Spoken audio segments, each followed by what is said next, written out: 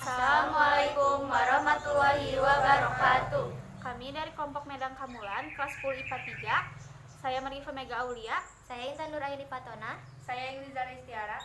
Saya Salisani Safariha. Saya Muhammad Lutfi Subakya. Saya Riani Kafildani. Akan mempresentasikan tentang Kerajaan Medang Kamulan. Selamat menyaksikan.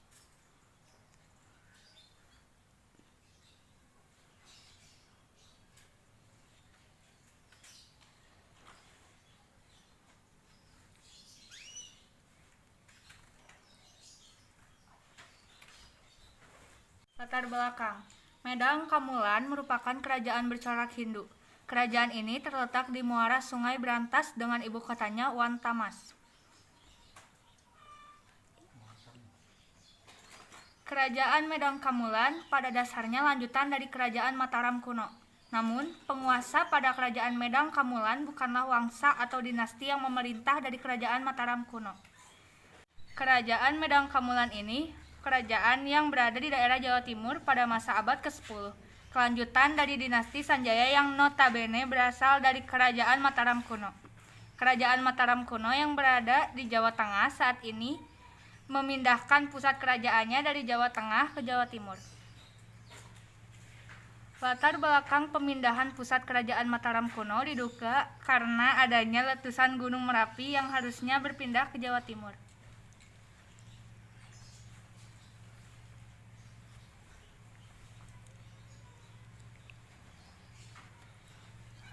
Nama-nama raja yang berkuasa.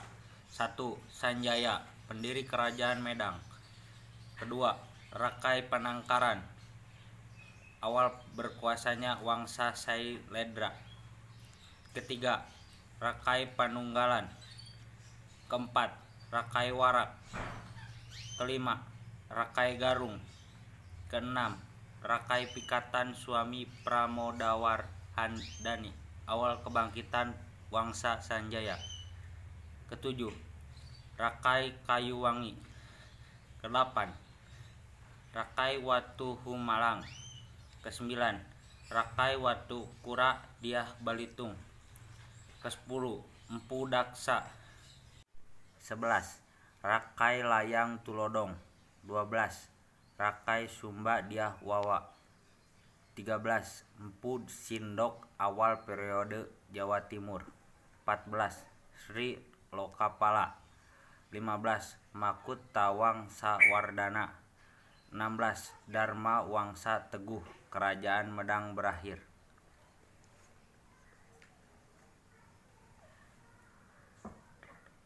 Raja yang paling berkuasa yaitu Empu Sindok, yang merupakan raja pertama kerajaan Medang Kamulan yang bergelar Sri Maharaja Rakai Hino Isana Wirama Darmatugadewa.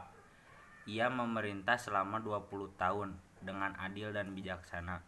Untuk kemakmuran rakyatnya, ia membangun bendungan atau tanggul untuk perairan.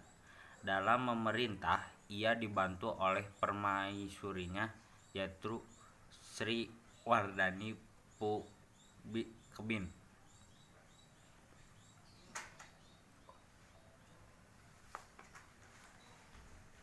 Masa kejayaan Kerajaan Medang Kamulan. Medang Kamulan berada di puncak kejayaan dan kemakmuran pada masa pemerintahan Raja Airlangga. Pengalaman hidup dan juga kebersihan Raja Airlangga diceritakan dalam kitab Arjuna Wiwiha yang dituliskan oleh Empu Panwa. Setelah Medang Kamulan mencapai puncak kesejahteraan, Raja Airlangga kemudian memasuki masa kependetiaan. Kemudian tahta diserahkan kepada putri yang lahir dari permaisuri. Tetapi putri tersebut memilih menjadi seorang petapa dengan gelar Ratu Giri Putri. Akhirnya tahta Medang Kamulan diserahkan kepada kedua orang putra yang terlahir dari selir Airlangga.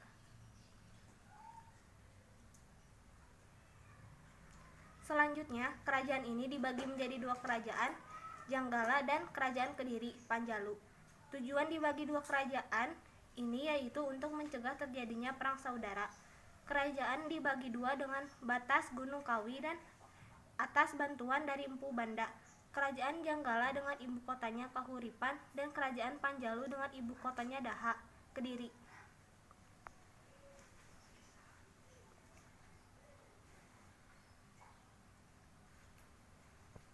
Faktor penyebab runtuhnya Kerajaan Medang Kamulan. Pada dasarnya, salah satu hal utama yang menjadi faktor penyebab runtuhnya Kerajaan Medang Kamulan adalah untuk menghindari terjadinya perang saudara. Berdasarkan ilmu sejarah, urutan kronologisnya adalah sebagai berikut. 1. Keruntuhan Kerajaan Medang Kamulan terjadi di bawah pemerintahan putra kedua Airlangga, yaitu Raja Wijayawarman, yang merupakan putra dari seorang selir. Hal ini disebabkan karena putri pertama Airlangga lebih memilih untuk menjadi seorang petapa.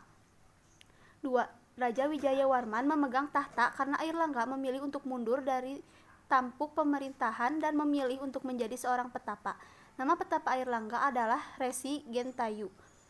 3. Akhirnya Kerajaan Medang Kamulan dipecah menjadi dua, yaitu Kerajaan Janggala dan Kerajaan Kediri untuk menghindari terjadinya perang saudara.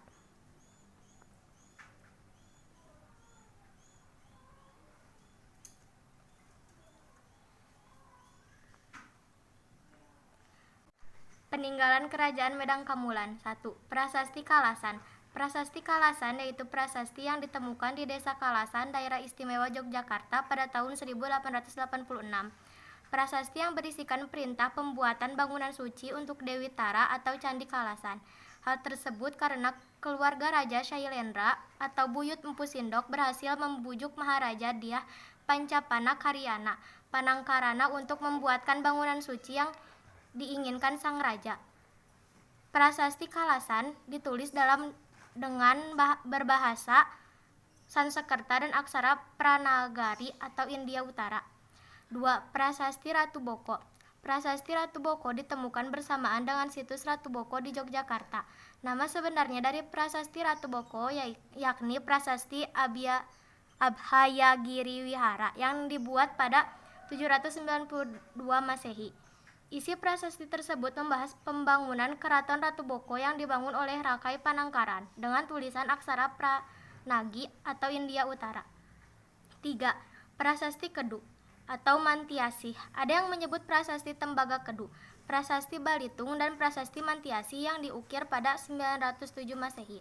Prasasti Tembaga Kedu ditemukan Mateseh, Magelang Utara, Jawa Tengah yang berisikan silsilah kerajaan Mataram kuno sebelum Raja Balitung. 4. Candi Pawon. Ada yang menyebutkan prasasti Tembaga Kedu, prasasti Balitung, dan prasasti Mantiasih yang diukir pada 907 Masehi. Prasasti Tembaga Kedu ditemukan Mateseh, Magelang Utara, Jawa Tengah yang berisikan silsilah kerajaan Mataram kuno sebelum Raja Balitung.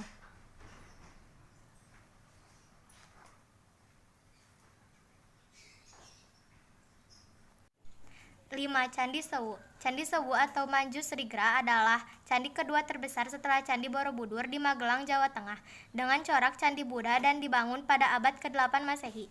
Candi Sewu terletak di Kabupaten Klaten, Jawa Tengah, tepatnya di Kecamatan Prambanan yang menghadap ke utara. Lokasinya tak jauh dari Candi Prambanan, hanya berjarak 800 meter.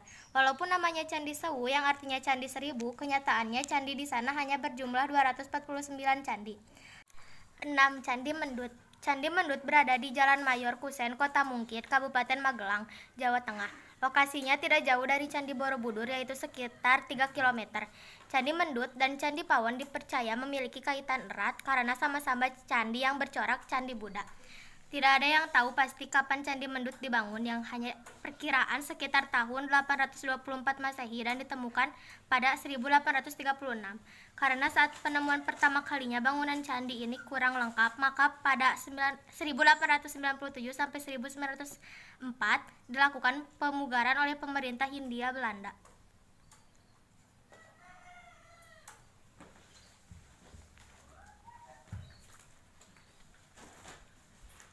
Yang ketujuh, Candi Bima. Candi Bima adalah candi dengan arsitektur yang mirip dengan candi yang ada di India. Terletak di Desa Dieng Kulon, Banjarnegara, Jawa Tengah. Candi Bima Dieng memiliki ketinggian 8 meter dan di setiap dindingnya ada arca kudo yang menyimbolkan kemegahan sebagai salah satu situs purbakala yang ada di Dieng. Yang kedelapan, Candi Semar. Candi Semar dianggap sebagai pendamping Candi Arjuna yang berada di Karangsari, Dieng Kulon, Batur, Banjarnegara, Jawa Tengah. Candi Semar berada tepat di depan Candi Arjuna dengan bentuk 4 persegi panjang berukuran 7 kali 3,50 meter. Tapi kepala candi sudah tidak ditemukan dan tidak dilakukan pemugaran.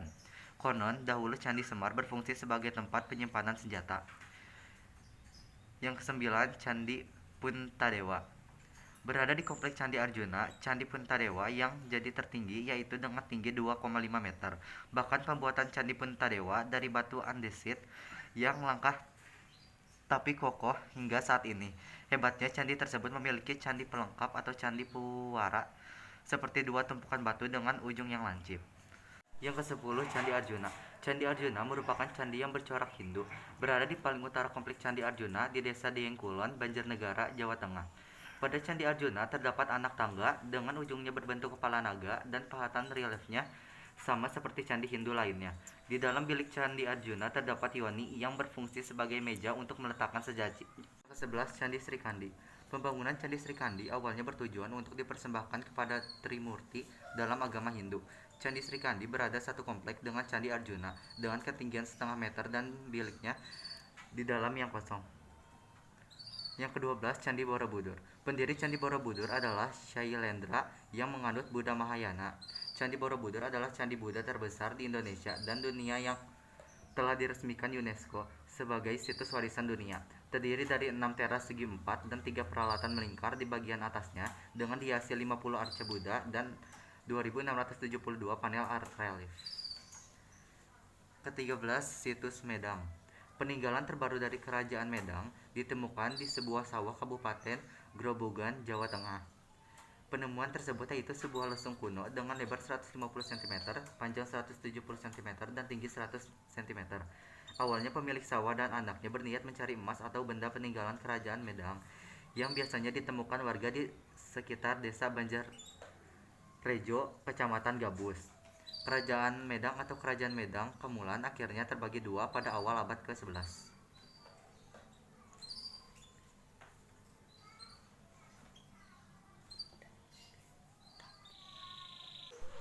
Sekian presentasi dari kelompok kami. Mohon maaf bila ada kesalahan. Wabillahi taufiq wal hidayah. Wassalamualaikum warahmatullahi wabarakatuh.